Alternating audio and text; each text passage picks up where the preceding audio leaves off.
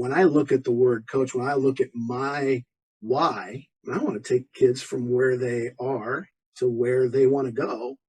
And then how we do it, along the way is where I come in. Right, we got to figure that out. But you got to take the time to find out where they want to go. Welcome to the Jamodi Podcast. We are all surrounded by amazing coaches and leaders. So let's get an inside look at not just what they do, but how they do what they do. After all, becoming the best versions of ourselves is Jamodi, just a matter of doing it. Today, we are joined by the Director of Coaching Development at the Gold Standard Sports Academy, Ray Lokar.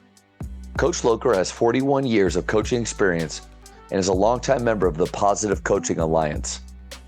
When I asked Coach about his coaching record, he started naming the professions his former players have been involved in: doctors, attorneys, great husbands and wives, just to name a few. In California, he led his teams to a CIF championship, two-time runner-up, and one semifinals appearance. He was named the CIF Amateur Athletic Foundation Coach of the Year. Coach Lokar is also a member of the National Junior Basketball Hall of Fame. Before we hear from Coach, take a moment to subscribe to our podcast and follow us on social media at Jamodi Podcast. Well, Coach, I just want to thank you so much for giving up your time, coming on and talking hoops, culture, leadership with me. And kind of, as you said before, you've been a fan from afar. Well, so have I, because the 40 years of coaching, 40 plus years of coaching you've had, your work with Positive Coaching Alliance, Gold Standard Coaching. I mean, and for those coaches that watch this episode on YouTube, what I believe your coach's office there is exactly what everybody should look like. That's incredible, man. Good. It is a mess, but you can tell I'm a memory guy. That's it. Full of memories. I didn't think of it as a mess. Yeah, good. And I kind of feel that way about trophies too, right? I mean, whatever you make of them, whatever. If every kid gets a trophy, only winners get a trophy, but they're just memorabilia meant to invoke a memory. And that's what all this stuff does. And you should see what's behind the camera. Awesome. So, yeah. And I would imagine with everything that you've done, not only do you have those memories right there, but Gannon Baker had a great quote about wanting to create living trophies through the players that you have a hand in mentoring and developing. And I imagine in your 40 plus years, you have thousands of living trophies out there. Yeah, Matt, you just gave me goosebumps. That's really what it is all about, right? Relationships before championships. And every time I look at any one of those, I think of the people that are involved more than anything. Well, tell me what do you? I did too. Go ahead. A lot of this stuff is from things that I've been involved in and coaching my kids and things that they've done, and so tons of stories. What are you into right now? What are you up to? I'm going around to schools and doing my gold standard stuff. It's just a little bit different than the old Positive Coaching Alliance talks. I still give, individual talks to administrators and coaches and parents and players. But just found through that time that the schools that really embraced stuff and let you dive in deeper made more change. And so, it's more of a consulting thing or in addition to, it's a consulting thing where I'm on campuses and I get to do site visits and hang out at practice and go to games. Then I can provide a little bit more feedback and mentoring in the whole situation. So that's kind of cool. I've got, my 4 kids and 7 grandkids. I'm helping coach, my grandson's teams. So I'm my oldest son's assistant coach. And he keeps me in line sometimes, which is good. He's 10 times the coach I ever was, which is awesome. And then my youngest son is playing baseball at the University of Laverne. So I get to be a dad sometimes too, and just be a fan. As we've said already, 40 plus years, and you've really been a coach of coaches and been able to mentor coaches and programs over the years. So I imagine, even though that word culture is a buzzword now, it's been used way more in the last 5-10 years than probably in the past, but we've always had it. It's either been good or bad. So in your opinion, how does culture drive performance? You're right about the word and just being overused. And I was watching ESPN yesterday and I heard Dan Orlovsky say something about identity. Mm. And it just struck me that that's really what your culture is, right? It's your identity. It's what you're projecting. It's how you do your business, so I'm going to start to try to use those words, a little bit more interchangeably, because culture does drive everything that you do. um, I think when people start figuring out their cultures, a whole bunch of words that kind of get jumbled together and used interchangeably. And I think they're all different. People talk about vision and your mission or your mottos or your philosophy. And, really, each of those things are different. So, your culture is like the culmination of all of those kind of things, Hmm. right? Your values, are kind of the seeds to all of that, and then you have a philosophy that is just like my personal statement, based on those values. And your style of play is completely different. That doesn't have anything to do with your philosophy, really, right? If a lot of times I'll ask somebody what their philosophy is, and they'll say, well, we attack and we press and we fast. And no, that's not really it at Yeah. all. And then your vision is the end result, your best possible end result. And I think a lot of times when we start coaching, we don't really realize what our real vision is. Hmm. Well, I mean, we touched on it a little bit earlier just in our chat. Um, I used to want to see the guys storm the court and win championships and, get trophies, and, I'm in our school's Hall of Fame and stuff. And that's not it at all. Hmm. I see some pictures now, or I run into players, and now we have selfies. We didn't have them way back then. But now I see those and I realize that that's way more important than all of that other stuff.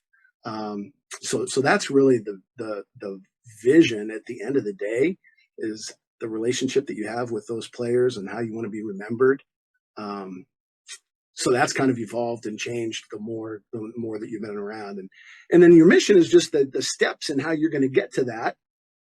Uh, and maybe you have a mantra or a motto that is, your quickest description of what you want to do, right? So Hmm. all of those different Yeah. things, need to be addressed in different ways. And I think discovering that is one of the fun things that I get to do with coaches, right? Is take them through that process and just figure out, what they're all about and why they're really doing it. Just The- like you, the- I'm yeah. sure I listen to podcasts all the time, right? And read books. Simon Sinek Hmm. uh, wrote a book called Begin with Why. And so I talk a lot about why. Coach, You were there's going so much. No, you're good. So much gold there to unpack. I love the idea of your culture being something different than your playing style, because you're right on the money. I think if somebody would have asked me my first or second year at Faith, hey, what's your culture? I say we play fast, we shoot a lot of threes. right. And some people, oh, that's great. That's great. But really, those, I think, guys like you that understand that it's about something more than that, that's not enough. In fact, you're missing the boat if that's what it is. And then the second thing you talked about is legacy. And in my opinion, I think we have to be careful of that word legacy, and that being the driving force. If legacy to us is name on the gym, name in the record books, championships, a certain amount of wins, then we're missing out on what's right in front of us. Are those living trophies, right? Yeah, 100%. Not just a few years ago, I'm shopping at Christmas time and I'm walking down an aisle and I see a very distinctive face. And it was my baseball coach when I was 16. And he's got a very distinctive look, and I knew it was him even though it was so long ago. And I started walking down the aisle and we made eye contact, and so he knew I was coming, so now I'm committed, right? I was thinking, who is this guy? And uh and as I'm walking, I'm realizing first what I was like when I was 16. And I wasn't sure whether he liked me or whether I liked him at the time, right? But I was Yeah. compelled to talk to him. And then as we started talking, I realized that he was the first real like coach that I had, right? Prior to that, I had Coach Dad, all the youth league coach, but this Mm. guy, Coach Viverto, Bill was a high school coach at the same time. He was my Colt league coach, and he was organized and he was tough, Yeah. which is I wasn't sure if I liked him, right? And he was organized and demanded things from us, and I realized that he kind of in a way propelled me to kind of get into this coaching thing. And when we shared that story, obviously, he lights up because in essence, I'm his living trophy, right? Um, and it has nothing to do with whether we were good or not way Yeah. back then at all. It was just that he inspired me to do something um, later in life. And I didn't know it until I saw him in the store. Yeah. I would imagine that there's so many coaches that they think they have a culture, but you just rattled off. I mean, a lot vision, mission, values. I mean, I guess you could probably throw standards in there too. Like there are all these different things that really, like you said, are what your culture is all about. I wonder how many in your experience, how many coaches do you see really have a clear view of what each of those things are? I mean, I talked to a lot of people, right? Thousands of coaches. And one of the questions I'll ask really early is how many of you guys have a written philosophy? And I would say less than 10% of the people have really taken the time to write something down and figure it out. Now, that doesn't mean that they can't, right? They just haven't taken the time to do it. So, going through that process is kind of a fun thing. I mean, shoot, it took, Coach Wooden 40 years to come up with the pyramid, Pyramid, yeah. twiddling around with it over time. So, you can always dive into it, but yeah, um, it's really a fun activity to go through and try to figure out why you're really doing what it is that you're doing. Thank you for mentioning that about having your philosophy written down. It's something that I haven't done, and I've written down some words. Those words sometimes change from year to year. I try to find, oh, that's a great quote that goes right with my word here, and so but that's not the same thing. And really, what you made me think of, Coach, is my father-in-law. Um, he passed away a little over 2 weeks ago, and he was a football coach for 30 years, assistant football coach at a high school, North Mesquite High School. Um, a super faithful guy. In Arizona? Nope, no, in Dallas Fort Worth. Yep. Gotcha. And that was something I had a chance to a year ago. We knew he was sick, and a little over a year ago, I had a chance to sit with him like this and talk about him as a coach.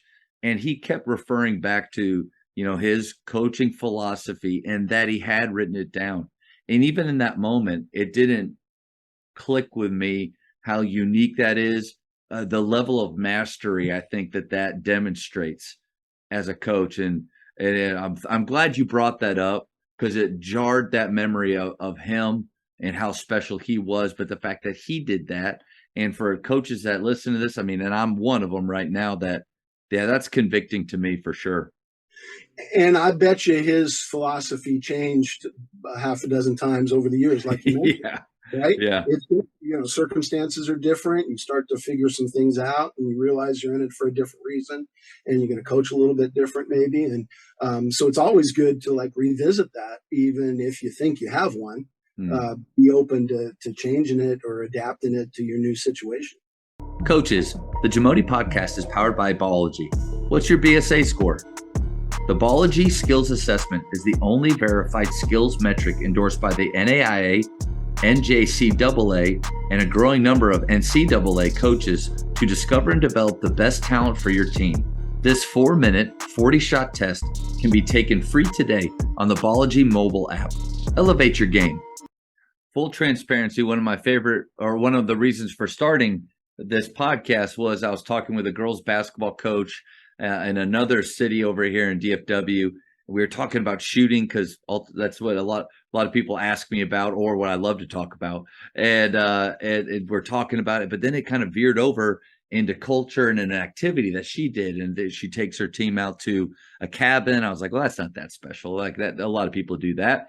But then some of the talks and questions that she had with her players. I was like, wow, that's really good. And a light bulb moment of how many coaches have these amazing activities that they do, and you'll never hear about them. And maybe there's things that you can pick and, pull from. So since you're such a big culture guy, or standards, values, mission, although vision, what's your favorite activity to take players through? Well, when you're Or a establishing program? identity, yeah, when Yeah. it's a daily thing, right? Yep. So you can't just take them to the cabin and think that's all going to be fixed. I worked for a great guy, Mike LeDuc. He's at Damien High School out here. He runs an amazing tournament. If you ever want to get to the Southern California area, he's got a thing called the Classic that's got 64 teams, bunch of different divisions over Christmas time. He's just an amazing organizer. But Mike has been, my guy since I was 18, 19 years old. He was at the local high school when I was, just getting into middle school coaching. Eventually, I coached at college for 9 years, and my kid was getting into high school, and I realized I was never going to get a chance to see him play unless I left college level. Mike says, why don't you coach with me, and you can leave whenever you want?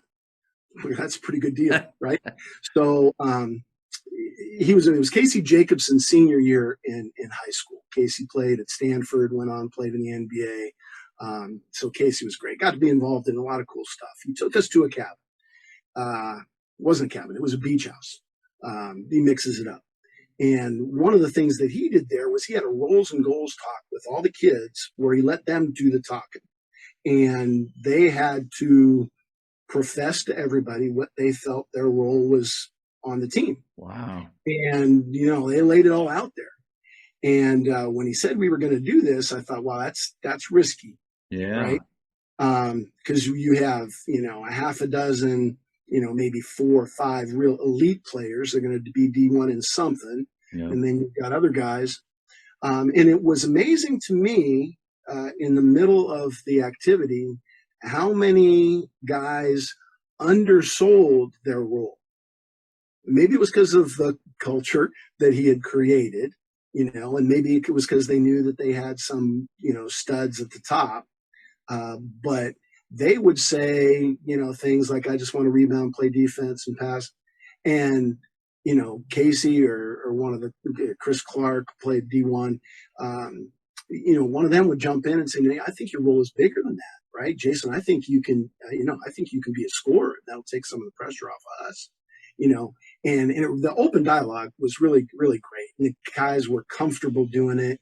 And we facilitated very little, probably, in my eyes, looking back, because they had been through it before, so they knew the deal. But I walked out of that room thinking, man, these guys got a great, great culture going on. And now they were accountable to each other. Yeah. Hey, you said, you wanted to defend and rebound, let's live up to that. And you used the word standards. I mean, I try to go back to standards all the time rather than, rules and philosophies. Yeah. We got standards. So that was a really good one. And I tried to do something like that. Maybe not at a cabin or a beach house, but find a time. Well, I think the beauty behind that, and 2 things I took away from what you just said. One, you nailed it early on with, it's not just one activity. You're not just going to have one activity at a beach house and check culture for the year done. I mean, there's a reason why people say that you have to fight for it every day. I mean, you have to be reinforcing your standards every day, bringing players back to what we've agreed that how we're going to show up every day. So you nailed that right there. I love that those 2 questions together. One, the role. I think it's important for us coaches that we know how players see themselves. I think it's important that they articulate that to their teammates and how their teammates see how they view themselves. But then also the goals, because this player sees himself here, but his aspirations are to be here. That's important to know too, because you might be sitting there as a coach thinking, all right, if you just did the roles part, okay, he sees himself as this. Well, so do I. Let's continue to move on forward. But if I know that this player has aspirations to be something greater, higher, I can come alongside, partner with him to help him get there. So I think that's an activity that doesn't have to be at a cabin. That can be after a Saturday practice. Okay, guys, come on in. I've got little note cards for you. 2 minutes, write down what your goal, what your role you think it is. We'll discuss it for 10 to 15. I mean, that's great, Coach. That's beautiful, Matt. You know, and there are, like, I coached at a time where you couldn't do stuff during the off season. Now there's so much time to fill with little stuff like that, right? 5, 10, 15 minutes, a half hour here and there instead of devoting a whole weekend. And now you're reinforcing stuff as the year goes on.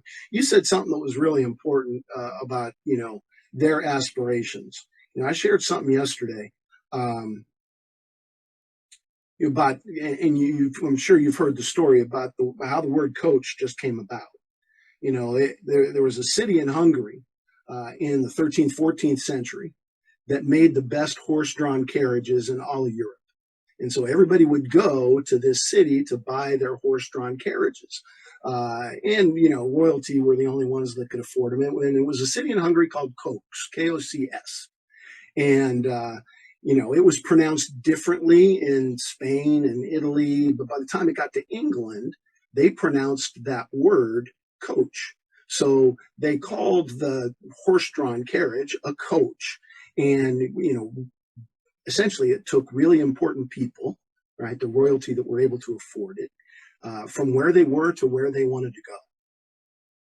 And so, you know, when I look at the word coach, when I look at my why, right, I want to take kids from where they are to where they want to go. And then how we do it, you know, along the way is you know, where I come in. Right, we got to figure that out. But you got to take the time to find out where they want to go. Coach, I just got chills. I mean, that you had mentioned earlier before that you had them, and then I just got it because I didn't know. I didn't know that story. I mean, I've heard of the coach but I didn't know the parallels between, or the connection between. But you're right on the money. I mean, what is our why? I mean, ultimately, that our players are better when they leave us than when we started with them. And we're just, man, we're partnering with them and their parents, all the stakeholders involved, to helping that happen. Yeah, and if we're not working all together, you know, it's not going to happen to the greatest extent as possible. And to get them to buy in, you know, this Simon Sinek, his book, Begin with Why, Start with Why. You know, he says, you know, everybody knows what they're doing. The better people know how they're doing it. And, you know, when people are going to buy into what you're selling because of why you do it, right? And he uses the example of Apple, right? Apple wants to make the best product possible, and they sell the most. Microsoft wants to be better than Apple. People aren't as fired up about that, right? So, you know, when I can tell them that I want to, you know, I want to take you where you want to go. All right, now I got your attention, because everybody, you know, wants to know what's in it for me. Yeah. Right? As great a teammate as they are, right? How is this going to help me? Movie Field of Dreams. You seen it? Oh yeah. Oh yeah. Sure. So towards the end of the movie, you know, he builds this field, tears down his cornfield and everything, and he's talking to Shoeless Joe Jackson, and he says, you know, I've done all of this, and not once have I ever said, what's in it for me? And Shoeless Joe says, well, what are you saying, Ray? Ray Kinsella.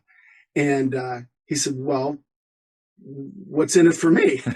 Right? I mean, deep down, even Coach Wooden's Pyramid of Success, right? His definition of success, what does it start with? The self-satisfaction. Yeah. Right? That's about me. I need to know, you know, how can I be satisfied? So when we can convince them that what we're doing is in their best interests at the end of the road, whether we're talking to the players or the parents, you know, I think that's how you start to get the buy-in, right? Hey, we're doing this because this is how it's going to help your son or daughter. This is how it's going to help you. Coach, do you think that's more popular now to think that way and do that? Because to me, it makes complete sense.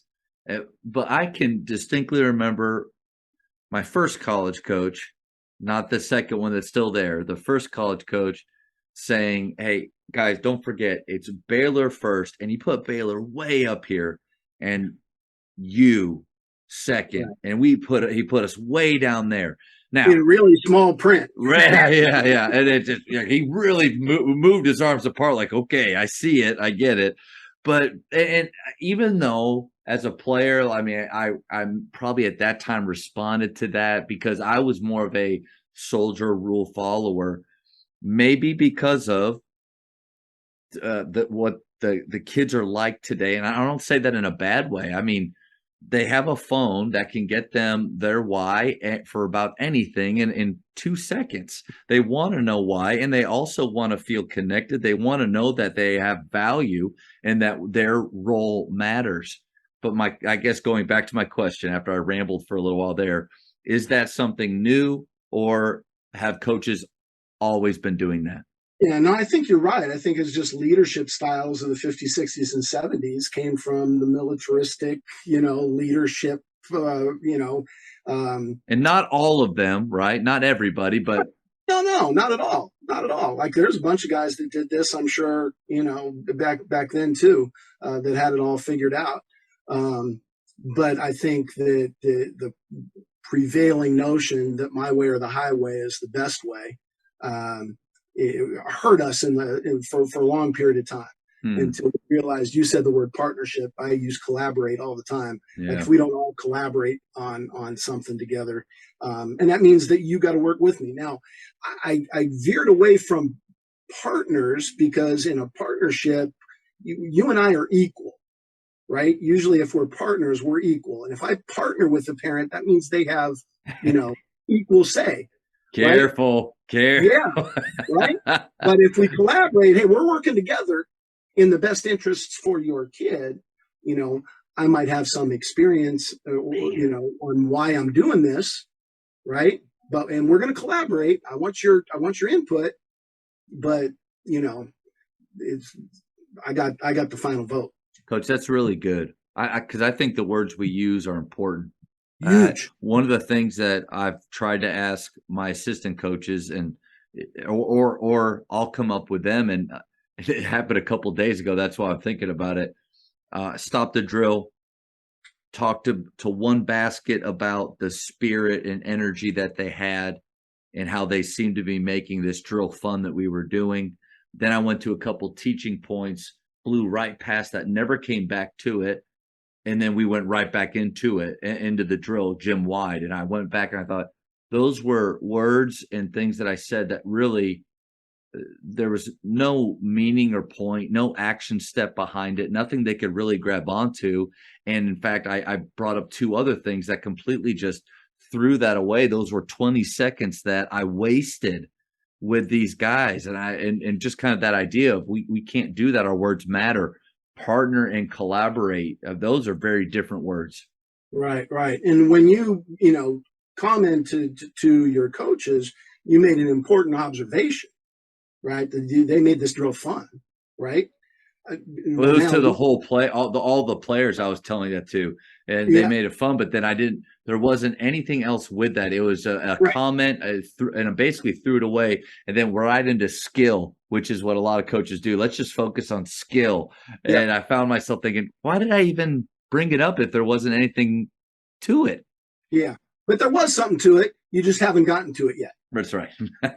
I left them hanging, and maybe in 2 or 3 weeks I'll get back to that point I was making of take what they're doing. All right, players, take 30 seconds. What is it about them bringing energy and spirit to this mundane drill that's making it fun, and how can you do that? Boom, there it is. The words that I said are important. It's gonna help our players. That popped in my head when you're talking about the difference between those two words and how important it is what we choose to say. Yeah. We talked about evolving things that you do as time goes on. I thought I had, our program kind of figured out. And then just a few years ago, I added another, pillar to that I realized, and it deals with fun. as well. So Hmm. we're not going to do anything to the best of our ability if it's not fun. Coaches, the Jamodi podcast is powered by Shoot 360. The future of basketball has arrived in Dallas-Fort Worth. Shoot 360 combines the latest sports technology with the fundamentals of basketball skill development. The result is a one-of-a-kind video game-like basketball program designed to improve your shooting, dribbling, and passing. Visit shoot360dfw.com to learn more and register for your free 1-hour workout evaluation. Shoot 360, the future of basketball is here. So, Coach, when I ask you about the standards or pillars of your program, I'm going to let you kind of choose. Is it gold standard coaching that you want to talk about? Okay, because I feel like you've been a part of so many programs that you could choose from. But so, what are some of the standards pillars of it? Well, that's really kind of the culmination of everything, right? As you get all of this information from all sorts of different things, it helps you, establish some things that you really believe in. When I first got into coaching, and I take guys through this activity as well. When I first got into coaching, I had a basketball theory teacher in high school or in college, and it was always the assistant coach at the college got to teach the basketball theory class. And so Dave Bullwinkle, I don't know if you've ever come across Dave Bullwinkle. He's been a bunch of different places. He was a scout for the Bulls for a while. Anyway, at that time, he had us write a paper. And at the end of the paper, I wrote something like, if you care about your players, prove that you're knowledgeable and work as hard as you expect them to, then they will try to be a good teammate, listen and try to learn and give their best effort. Okay. So I wrote that when I was 18, maybe 19. And then we start to coach and we get all of this information, like we talked about, and we get buried in the presses and the fast breaks and the offense. And we think that that's our philosophy. So I'm at the college level for a while. I come back, I'm a high school coach, and we're in the middle of a pretty good season. And we're just having this really listless practice. And I went on this rant in the middle of practice. Is that you guys you're acting like you just don't even care. If you would just try, you're making the same mistake over and over. I went through this whole thing. And after practice, you go up in your office and you slump in your chair. And I realized that those were the things that I had written 25 years earlier as the conclusion to a paper. And I got lost in all of the stuff, all of the execution and all the drills. And so that's where I really, really, it's about 20 years ago now, just really embraced the idea that you need to care, think, and try, right? Those are the three things that you really got to do, care to the greatest extent possible in everything you do on the court and off the court. Think about how what you do affects others on the court and off the court. Try your very best in everything you do, and that's it, right? Yeah. And I lived with that for a while. And then I realized that I am not doing any of that stuff unless it's fun. Right. So now I threw enjoy into that too. So you got to care, you got to think, you got to try, and you got to enjoy. And as I'm going through all of my Woodenisms, right, I grew up at that time, and Coach Wooden was, worked his camps and, just embraced a lot of that stuff early on. He really set me on the right path, I think. I realized that every block of the pyramid fits into one of those 4 different actions, and that those are actions, right? They're not qualities that you strive for. Like when you care, things you have to do, really doing something. I'm trying, thinking, and so it became action. So I really, really, go back to those 4 things all of the time when we talk about the kids. And it's broad, sure, right? But it's at the heart of everything, right? Do you care enough to get in stance and get up into somebody or fight through a screen, or do you care enough about your teammate to come across and help? It all boils down to those few things for me. So, if you want to build a foundation, those are the 4 pillars of what we're trying to do. I love those four, and the first one is pretty powerful. Like, we have to care. But that, when you were talking about that, one thing I really struggled with my first probably 5 to 10 years of coaching, especially since I was still young and close to when I had played. And still, it's funny how we all think we were so hardcore when we were when we trained and practiced and things. Right. But I used to get so frustrated with their lack of care, or that the fact that I didn't think they cared nearly as much as I did. And one thing I've had that I need to make sure that my level of care doesn't diminish if I'm feeling that way. But then also, I've tried to remember one thing is that it's my job, it's their game, and it's not their job. I looked at it that way sometimes as a player because I had high aspirations, but for some of them, like that enjoy word, they want to enjoy playing the game. That will help their level of care. But I don't know, coach, I feel like I needed to give them grace in the fact that they don't care as much as me, and that's okay, right? Yeah. No, your point is, right on. It's your job. I don't ever want to say it, but I'm going to say it is I'm not sure if they're ever going to really care as much as you. Exactly. Right? But we get so frustrated when Right. I don't understand why you guys. Well, it's you're. Oh, we had an assistant coach here at Faith, a football coach. He said, Matt, remember, we're the weird ones, not them. Right. I thought that was pretty good. That's true. That's true. Yeah. So once you accept that, right now, I want you to care enough, right? There's an appropriate level of care, and as you go up that ladder of care, you know, again, Coach Wooden always used to say the most important thing at the top of his pyramid, the mortar, was faith and love, right? Mm, Caring to its greatest extent yeah. is love. You got to really love what you do. So when you find that player that really loves what they're doing, then you're going to be able to say, yeah, well, he cares a lot. And I think that the most successful teams, programs, organizations, have people that love the place, love what they do, love their teammates at least enough to have their back and do their job when their job's supposed to be done and all of that stuff. So, you can take it one step further, really. Have you seen in your experience that there's quite a few coaches that truly don't enjoy coaching their players every day? Yeah, for sure. For sure. And I think part of it is a realization too, is that, like I said, you've got to realize that they're not going to, be as hardcore as you think you were. Right.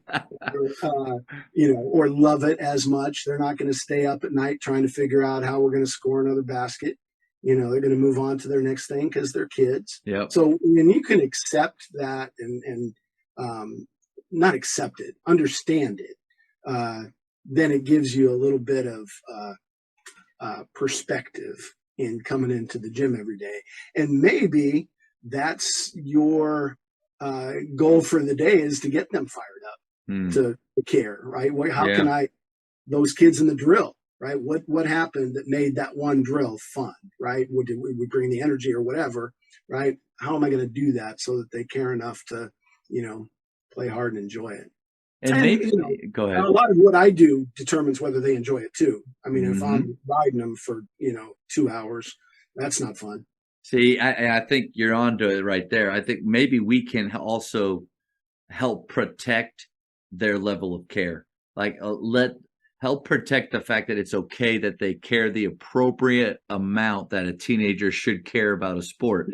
One of the guys that I really like, a friend of mine, Tyler Costin, he has this whole thing about eliminating post-game speeches completely. He says that most of the time, win or loss, we're resulting. We don't have a clear picture of what actually just happened. The players that we have, even though we feel like the 20 minutes that we're going to give them is just going to change their life, they're really checked out anyway. Their parents are waiting. They're hungry. It's late at night. He said, let them go home and eat some food. I think that's an example of the odds of the players wanting to sit and talk and dissect what just happened like we do is really small. But yet then we can be frustrated with that. Why don't they care as much as us? Well, let them go home and eat. Let them care tomorrow, and also give yourself time. Yeah, yeah. I told you my son's a better coach than I ever was. We're coaching his little league team, and so now he's in charge. And we had our first fall little league practice the other night, and I've been with him for a few seasons now, so he's been doing this the whole time.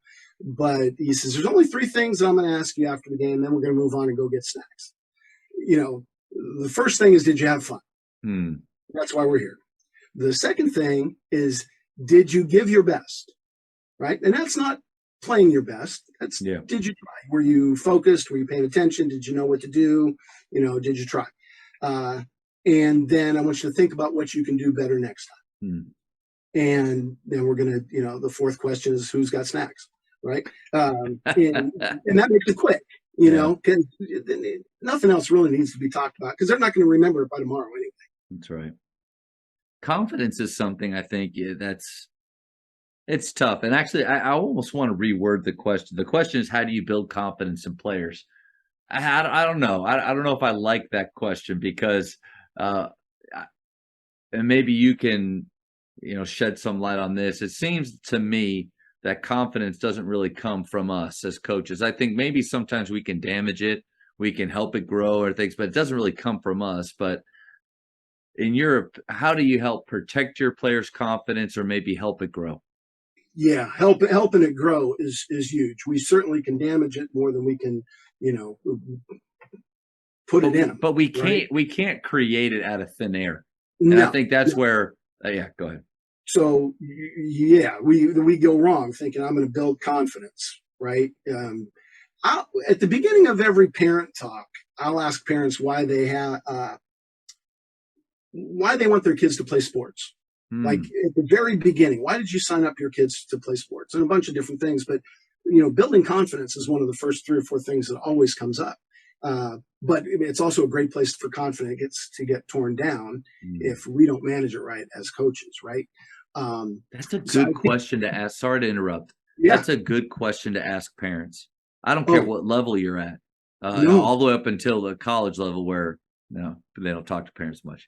But the high school and down, man, coach, that's a great question. My parent talks to high school groups. We go through this activity, just talk about culture building activity to get everybody involved.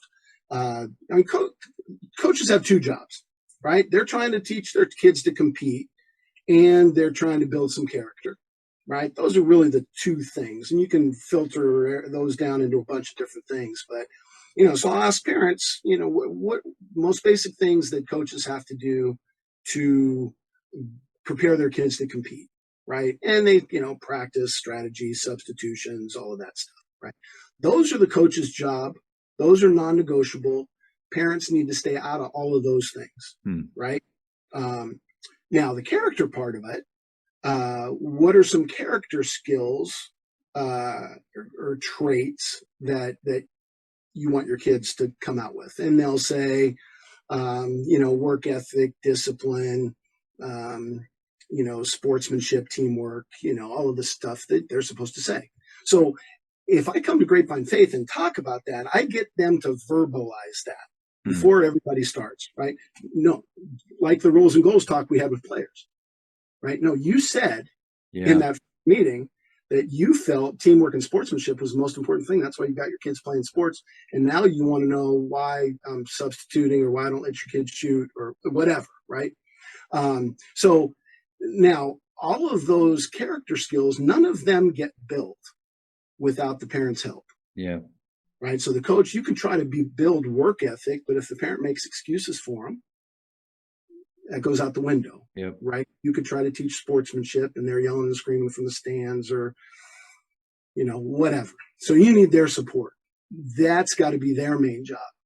Now, and I ask parents this all the time. If we had a team full of kids that had great work ethic, great discipline, teamwork, uh, would we be pretty good? And, we'd be pretty good, even if I didn't know what I was doing on the other side, right? Mhm. Because they would overcome me a little bit, right? So that those soft skills, the character traits, help you become a better competitor. It's going to help you win and all that stuff. So when you set that up with parents, now they kind of buy in Yeah. a little bit, and then you need them to help you build confidence, right? Because you have a game, there's going to be a lot of failure, there's going to be a lot of mistakes. You might have lost. You might manage it in your quick post game talk as best you can. And then the ride home with mom and dad, throws that all down the drain, right? So they need to understand this whole process, Yeah. how Co- you're going to build confidence in their Coach, kid. that's huge, man. That's huge. I was just really sitting here thinking of like how I've missed the boat on that. I think I try to do my very, very best with players to help them understand things like what a miss means. If we're shooting what we would define as the right shot at the right time, then make or miss, we're not going to be, we're NATO. We're not attached to that outcome. I Yeah, communicate that well with my players, so they're able to play in this kind of very confident, stress-free environment, which I think leads to success and freedom from them and free play, creativity. But then I don't do a good job. I just had a parent Zoom meeting, and I just sat there talking to them for 45 minutes, and then at the very end, all right, what questions do you have? yeah, yeah, as if I've really done anything except for procedures and things like that. But they are that nobody, even though coaches, we are important, nobody shapes players or young people like their parents do. for sure. And to not bring them alongside into the standards and the way that we talk to players and share that with them. I mean, I said something like, hey, remember, parents, most important things you could say after your game is I love watching you play. That's true, but it's just throwing it at them, and maybe some of them caught it. Others, it just glanced right off because they're looking at the schedule and how they're figuring out how they're going to actually make it happen. But so that's a really good nugget. I think we can all spend more time bringing in those major stakeholders of our program. Yeah. So then when you explain to them, how you are going to help their kids' confidence, they can buy in with you. Like we talk a lot about mindset. That's been the big thing the last 20 years is all the Carol Dweck mindset Yeah. stuff. Um, and it's been misconstrued a little bit along the way. Like you can't just think I'm going to work and now I'm going to be great. There's some, other things involved. It's Jamodi. But It's just a matter of yeah, doing it. it is. It is. But with a reason. Like, do you read any of Trevor Reagan's stuff? No. So Trevor Reagan, he's a Twitter guy, Okay. uh, and he's got a podcast, and he's got a book on tape called Learner: How to Get Better at Getting Better. How do you spell Reagan? Ragan. And Trevor's great with this mindset stuff. Because he really says that the whole thing really begins with your belief that the work I'm going to put in, the action, is going to lead to growth, right? So I need to develop belief in my players, I need to develop my players' belief that their actions are Yes. going to lead to growth. Yes. And when that growth happens, it's going to reinforce the belief, and then they're going to put in more work, and you've got this cycle. So he's got this growth mindset cycle concept, which makes a lot of sense to me, right? It's not just the one trip to the cabin. It's the ongoing, spiral up, the growth mindset ladder. So, we do talk a lot about growth mindset, but the way that you build that is how you communicate with the kids, right? As a coach and as a parent. When you, as a parent, tell them how great they are, they're going to believe they're great. It's a whole fixed mindset, growth mindset idea, right? I'm great. And then all of a sudden, they get to a level where other people are great too. And they think, oh, wow, well, I got here because I was good, and now I'm not achieving as well, so I must not be that good. And Mm, so they do things like not try, not throw themselves out there, not put themselves in a position to fail because they want people to tell them how good they are. yeah. And they plateau, the whole fixed growth. So, we want to fill we talk about the emotional bank account, right? And all sorts of research in all sorts of ways, whether it was Wooden or Pat Summitt or, you know, Dr. John Gottman researching marriages. Um, this whole 5-to-1 ratio of positive memories to criticisms and corrections, right? Yeah. That's what we're going for. And so when I talk to parents, we're all collaborating to get to this 5-to-1, right? So now as a coach, I might have to correct a lot on a particular day. That's going to be a lot of negatives, right? When I talk to players, I'll remind them that there's no way you should walk out of the gym with a negative emotional bank account because you guys outnumber the coach. So if you spend all the time filling each other's emotional bank account, now we still have that positive number, right? We might play a game where there's a whole lot of, mistakes and failures and we lose, and parents can't do anything about that, right? That's all water under the bridge. So now they need to make up for it and get back to that positive emotional bank account. So we talk a lot about that 5-to-1 ratio, and coaches think there's no way I can do that. Like 5 times as many positive things as criticisms, correction. I got to tell them when they do something wrong. And you do that. The one is there for a reason, but then you got to go out of your way to find time to tell them that they did something good too. Yeah. Right. Yeah. And that's the harder thing to do, right? Is to find out all those things. So continue making the same corrections, avoid the waste of time corrections when they already know that they did it wrong. Yep. Right? Like you said, missed shots, that's water under the bridge. Matt, guys that play the way you play, fast and free and shoot, there's something deep down in their philosophy, right? Their real philosophy that makes them want to coach that style of play. My daughter went to University of Redlands, and my son-in-law played for Gary Smith, right? So the system. So wow, I've got his book right up there. That's crazy. I'm telling you, yeah, I coached against Gary for since 1988. Wow. I coached in the sky. Gary's one of my favorite people. But we've had this talk a lot about, in order to coach the system, you've got to be a positive guy, right? Because to get guys to go all out for steals with no concern about whether they miss one or not and let that thing fly and go like crazy, you've got to fill their tank and not get too negative. So we've had that talk a lot, and so I know that you're high into that high level. It's got to be process over product, and I that's another. It's like a culture thing that word, that phrase has been thrown around so much. And in Dallas Fort Worth, Jason Garrett kind of made it very unpopular to talk about the process because I listen to the radio here every time on 105.3 The Fan. They'd have him on, be like, "Well, guys, we're just gonna keep embracing the process," and you could feel the tension from like, tell us something different. But he really did believe that. But I agree with you when that style of play or even ours, which isn't, I tried running to that extreme, dialed it back a little, but there still is it has to be about the process. And I don't know why I'm going to all these Gannon Baker things today, but he said celebrating the try. Like we have to celebrate the try, especially when we know the heart behind it and that they're trying to do what we're asking them to do.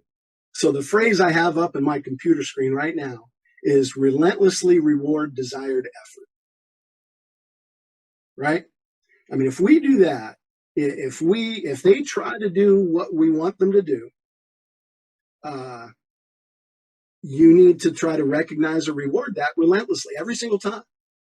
Right? And I mean, if you do that, you can't help but get to 5-to-1.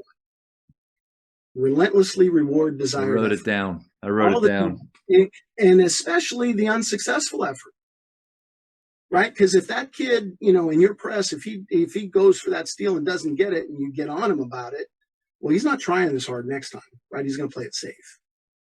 I take shot selection really Yep.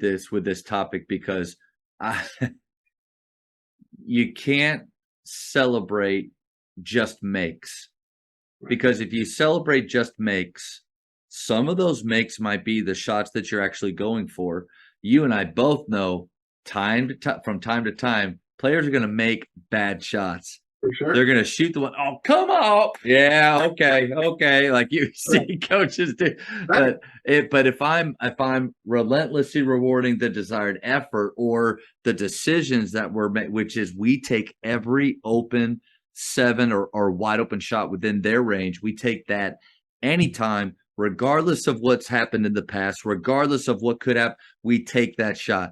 Then I have to be okay with the outcome there. And then the opposite's true of if they make a shot that's a 6 on our scale. I probably would. I don't think I've ever yelled at a kid for for making the shot, but I will bring him over one-on-one. Hey, tough make there. Just Right. remember, we can be a little more patient. Like, or ask him, rate that shot. Oh, coach, I think it was a 6. You know what? I agree with that. I think it was a 6. And maybe even ask a follow-up of, why do you feel like you had to take the 6? He's like, well, the ball hasn't been coming to me that much. Oh, okay. There we go. Now I'm getting, okay. So what I want you to do is trust our action, trust your teammates, know that ball's it has energy. It's going to come. But my whole point there is if we're just resulting, then I think we miss out on what you're talking about with that desired effort in the process. Yeah, I think what you did right there is huge too. I don't think coaches ask enough questions, right? Because more often than not, they know, right? So if it's I quicker to just give it to them. yeah, if I just yell at him or tell him it was a bad shot, that's coming from me. But if I ask him and he tells me and I tell him you're right, well, now that almost is a positive in his emotional bank account.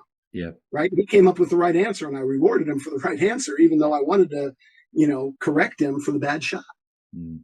So it tricked his mind a little bit. Yeah. That's a PGC thing. I directed for them for 5 years. I really give them so much credit.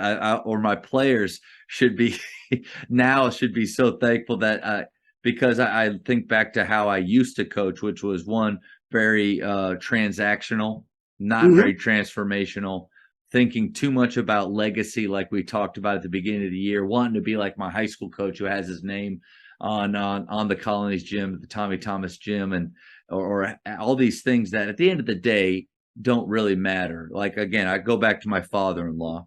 The fact that he was never a head coach doesn't matter. Even if he had been and he had a ton of wins, doesn't matter. But all of those people that showed up at his funeral, all the former players, all the other coaches, that the people that he impacted, man, that's what matters. Right. How do you help your kids get over a miss? We teach them. Great question. We teach them what a miss means. And so I ask them that. And so if you've never told them before, you'll hear a lot of different answers. Miss means that something's wrong with my shot. A miss means that I'm off today. A miss means that I suck at this game and I need to quit and everybody hates me. They don't say that, but if they were honest, it's going, the snowball's going that way. Sure. So we have to head it off right at the beginning. As soon as, if you're preparing correctly, feet are set the way that you like, hands are prepared, we're shooting with speed, and it's within our shot selection scale. As soon as it leaves your fingertips, doesn't matter.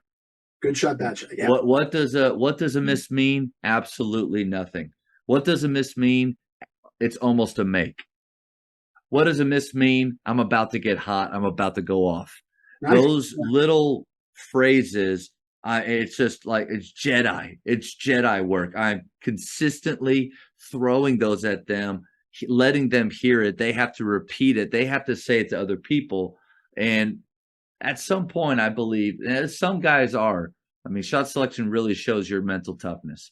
Some guys are mentally tougher than others and can work through those But then it goes back to our original part of this question, which is confidence. Do they really have the right to be confident? Have they prepared? They deep down, they know they've prepared and they're thinking about the right things throughout the day. I think that helps them deal with misses. Yeah, and then give them tools to eliminate some of that self-talk, that they're their own worst critic. We talk about the power of the big but. Like the word but, what does that do? It erases everything before it, right? Yeah. So instead of, if I said, hey man, that was a great steal, and I loved how you attacked the basket, but I forget the other stuff. Yeah. So put the negative first, right? I know I've missed my last three, but, and then insert all of those things that you just said about hands and feet ready, shooting with speed and all that stuff. Insert the coaches. Now, all of a sudden, I've erased the negative thing, right? And I'm just focusing on, what makes me better. But that word "but" is magical. Yeah, that's huge. I immediately thought of a few times in games where that would really help. Like when players have a foul called, I'm thinking of like a charge opportunity. They were a little bit late. They get the blocking foul called. They're very emotional about it.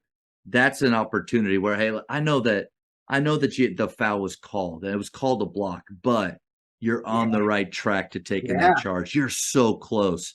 Like you can take that, coach, right there, that little thing. And what a way to, I especially with high school kids, like, I had this discussion with our girls coach the other day about whether we should use men's and women's programs or boys and girls programs in our high school. And I thought about, well, one, to me, like our biggest, the newspaper or our governing body, TAPS or TABC, Texas Association of Basketball Coaches, they all call it boys and girls.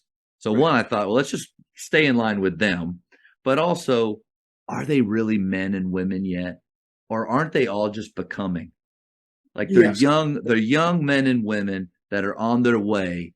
But let's protect them. And when I say protect them, I don't mean take it easy or not have standards or live in this bubble world where nobody ever does anything wrong. But I'm saying we protect their confidence with statements like "but" to keep their joy, to show that we care, to maybe raise their level of care. Coach, that's a great nugget, man. Yeah, we don't have to hurry them along, right? I mean, friend Clarence Gaines used to always say, you don't want to microwave them, you want to slow cook them. I like that. The Jamodi podcast is powered by Sideline Interactive. Sideline Interactive is the leading manufacturer for high-quality, innovative scoring tables and LED video display boards that help coaches and schools bring more excitement to fans, create huge fundraising opportunities, and make their jobs easier. Visit sidelineinteractive.com to check out their amazing products. I think every high school coach, especially in Texas, has had this happen from time to time where you have a two-sport athlete, primarily a football player, or a group of football players that you're waiting on, you need, and they're going to be a big part of your program. And that I don't like the tension, especially here that there's been, and I've been a part of that tension in the past, unfortunately. But how did you balance two-sport athletes in all of the programs you've been a part of? Yeah, that's a really good question. When I started coaching, I went to Bishop Amat High School. I went to Bishop Amat to play football. I thought I was going to be the next Pat Hayden. I don't know if you go back in history. I went to the same elementary school, same high school as Pat. Everybody told me how much I looked like Pat. He national champion with the USC Trojans, played for the Rams. He was a little 5'10" white guy, just like me. And he always used to tell me how much I looked like him and reminded him. So I was going to be him. And then I get to school, and Paul McDonald is there, and he's 6'3", left-handed. He played for the Dallas Cowboys for a few years, was a Cleveland Brown. So my basketball career kind of, took off a little bit. I stopped playing football. But I went to that high school. I went back and coached there, and I was bitter a little bit about the attention that football got as a young high school basketball coach. Left went to the college level for a while, did some things, had a chance to come back as a head coach this next time at Bishop Amat, same school. And I decided I was going to flip it, completely. And we were going to embrace the whole football thing.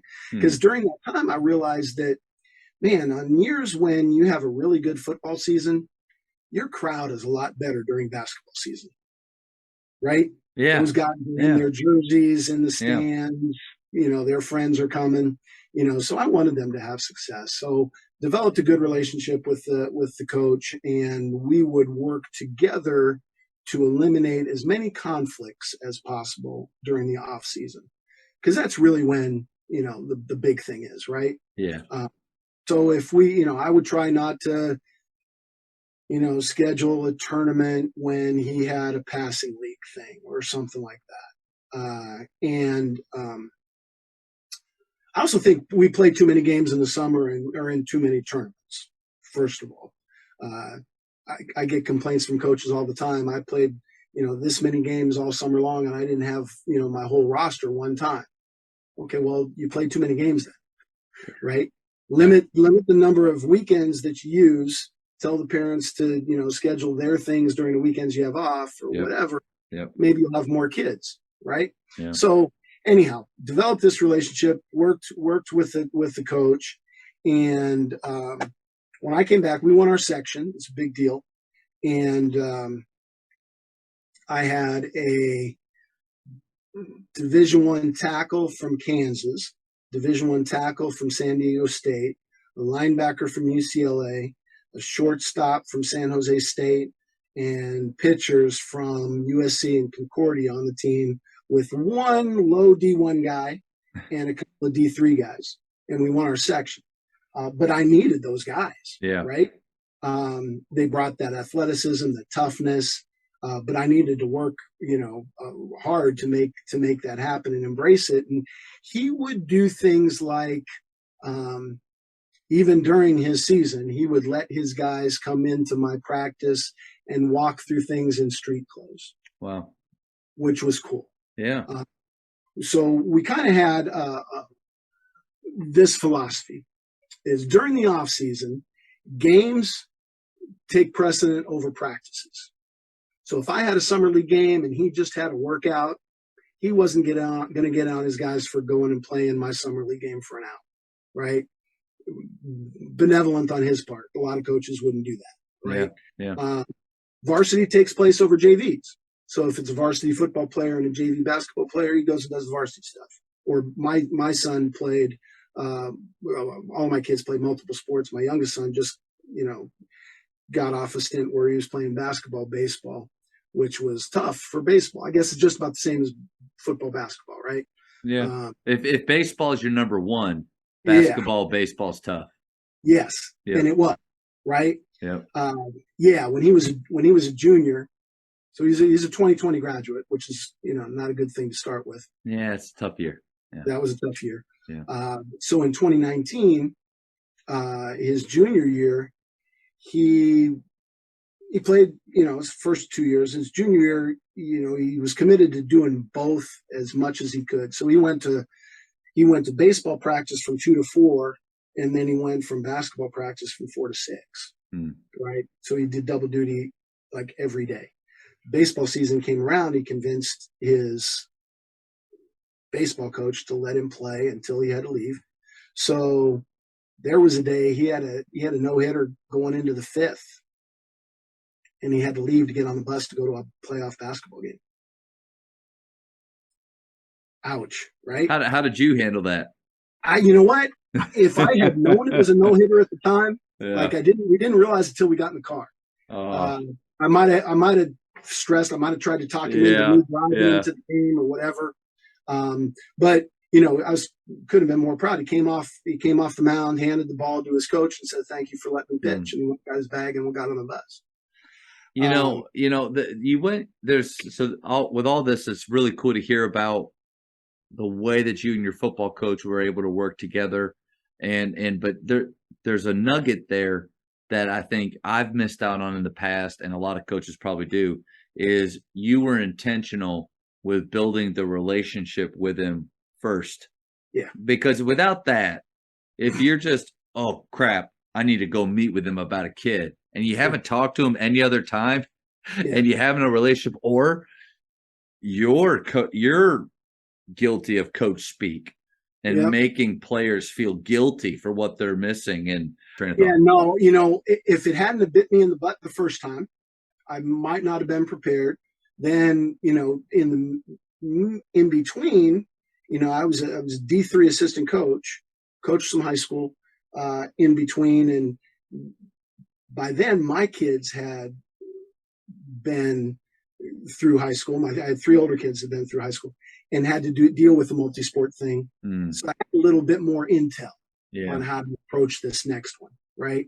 And so decided to do it that way. And I tell you, we've got to give a little bit. It goes back to that very first thing about, are you taking kids where they want to go, right?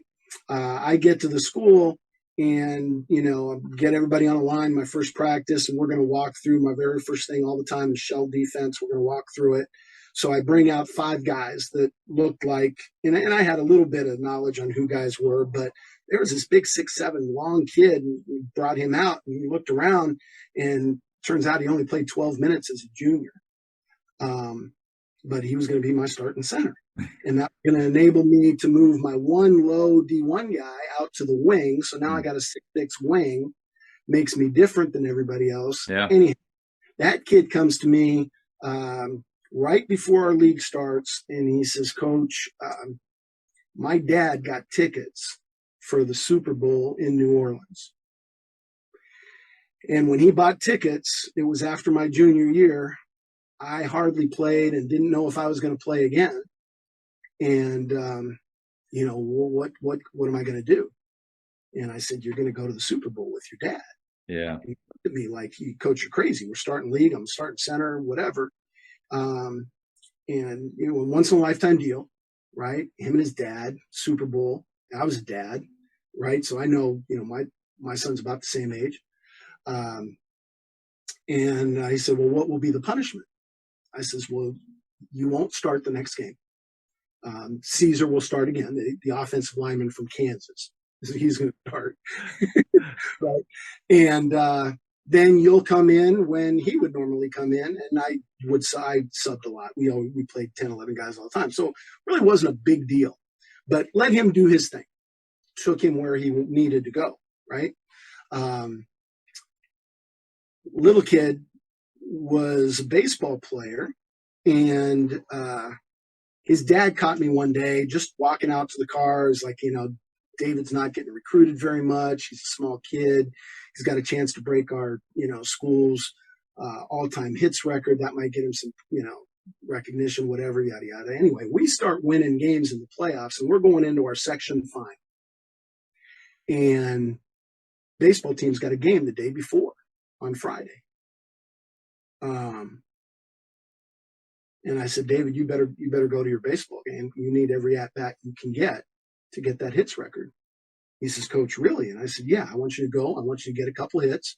Just don't slide into second and get hurt. Right. Okay? So next morning, we're in our section final. We're playing at it's the Honda Center now. It's the Anaheim Pond. Seats 12,000 people, and it felt like they were all there, even though there were only a few thousand. But you know that. And we're up by 3 or 5 or whatever. The other team runs backdoor play. Our 6'7" kid comes across and blocks it. Goes to the little shortstop, and he makes about a 75-footer. And now we go into the fourth quarter up 8 instead of up 3. And I don't know if those things happen if they're not all in. Yeah. Yeah. Maybe it would have. I mean, we'll never know. And it makes for a great story. Yeah. But those 2 kids, they needed what they needed. And it was more important than what I needed or the team needed, really. And if it was all about me, I would have told them, no, you can't go to the Super Bowl. No, you can't play baseball till it's all over. You nailed it right there. I mean, if your why was, this is all about me, this is my show, this is about my legacy. But it's my job and it's their game. That's right. That's right? right. That was a good one. I wrote that Yeah. Well, Coach, this is it's been incredible, and so many guys get to have gotten to listen to your presentations, and you've affected them as coaches. But now, after the speed round, like we're really going to know who you are. Okay, you ready? down. I'm ready. Favorite ice cream flavor? Ooh, chocolate chip. Okay. How many hours of sleep do you get versus how many you need? I probably get 6. I'd probably like to have 8. I get that. Best basketball movie of all time. Blue Chips is kind of realistic, but I'm a one-on-one guy. That was my era. One-on-one with Robbie Benson. Look Okay. it up. Look it up. Okay. I bet you that's a new one. I will. I will. That's awesome. Now I'm in Texas where we sadly, well, okay, that just showed how I feel about it. We sadly don't have a shot clock, but Yeah. so for high school, shot clock or no shot clock. Oh, shot clock. Yeah. Shot Did clock 35 in high school. did you have one? And I mean over Didn't there, and then did. yeah, And I would probably still say that I was as structured offensively with freedom as anybody, and 35 didn't yeah, affect. yeah. You can get Uh, something good. that's right. If Texting. if you can't get something good in 35, then it's my fault. I like that. I like that. Texting or talking. Talking. Favorite holiday.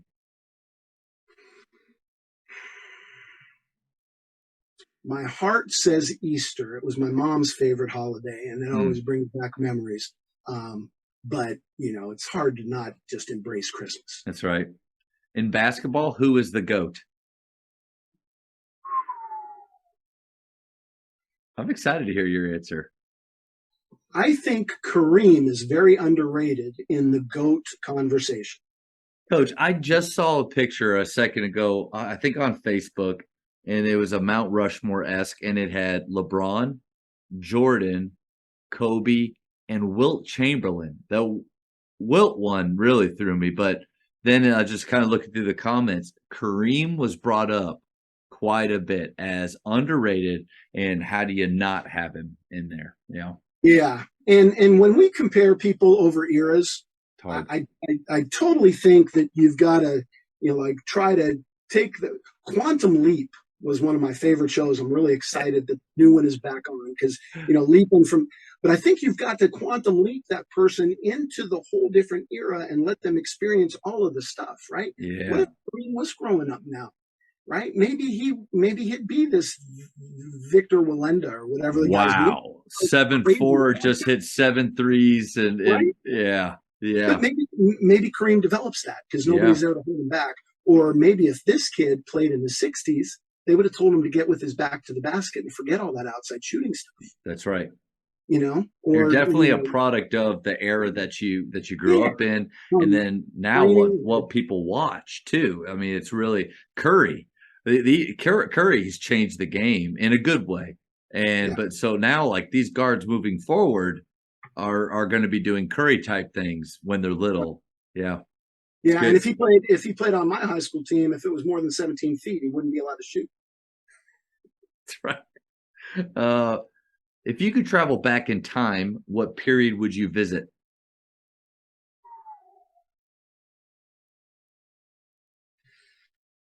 Um, I would like to be an adult in the '60s instead of a young kid in the '60s. Interesting. Do you care to explain? Yeah, just to be able to see if there's any. I mean, just to experience the uproar of the Yeah, '60s, and yeah. and if there was anything that I could feel that I could do as an adult Hmm. um, to impact anybody in that era. Hmm. That just seems like it's a very tumultuous Yeah, era. yeah. Um, you That's know, good. That's good. Your favorite place to travel? positive. Traveling and speaking has taken me a few different places. I really, really, and this isn't crazy, I really love Nashville and New Orleans. Oh, all right. But you could drop me off on the beach anywhere and leave me for a week, and I wouldn't know the difference. Nice. There you go. Last one. How many cups of coffee do you drink per day? Does it matter the size of the cup? One. Yeah, I'll probably drink about 24 ounces of coffee. Okay. Yeah, and it's bad. I mean, if I don't have that first one, I have a headache, and I know. Yeah. Not a good. Well, right? but I mean, Coach, you don't get an office like that without all that coffee, 24 ounces, right? Maybe that's it. Maybe that's it. That's for sure. Oh, this has been such a pleasure getting to talk hoops with you, culture with you, standards, and learn from you. I mean, we have been Twitter followers of each other for a few years now, and I just want to thank you for sharing today, but also, man, the legacy that you've left 40 plus years and all the coaches that you've been able to impact who have then gone back and impacted players. We talked about legacy not being what we're focused on, but man, I imagine you've left an incredible one. Yeah, when I stopped coaching and started coaching coaches more, that was one of the things I thought. Like, when I have a program, I have my 50 guys or whatever. But if I go and talk to 100 coaches that have 50 guys, and maybe there's a bigger difference to be made out there. And we can all do that. And what you're doing, to reach people and offer information to everybody is impacting that same kind of group. So, kudos to you as well. Thanks, Coach. If anybody wanted to know more about Gold Standard Coaching, where can they go? And then also to learn more or get connected with you. Yeah, I mean, the easiest thing to remember is at Coach Loke on Twitter. And you can, direct everything from there, goldstandardcoaching.com. And the program is kind of laid out there for everybody in all of the different things that we do, whether it's just talks or consulting. And then just the levels of, we kind of have a flex budget for everybody. Nice. That's tied into each individual school's coaching stipends. So those schools that might spend a lot on coaches probably have more things to deal with and might cost a little bit more. But little itty bitty school that only pays their coaches a little bit, still needs services, will work into their budget and give them all the same kind of services, just at their coach stipends. So again, just try to help as many people as we can. It's kind of always been something that I realized that I wanted to do. That's the why, right? Yeah. Take from where they are to where they want to go, whether it's your players, other employees, coaches I talk to, family, kids, whatever. Coach, man, this was great. Thank you so much for your time. Really appreciate it. I had fun, Matt. Thank you for the opportunity. Thank you for checking out today's episode. Please take a moment to subscribe to this podcast, share it with your fellow coaches, and find us on social media for what's coming up next on the Jamodi Podcast. It's just a matter of doing it.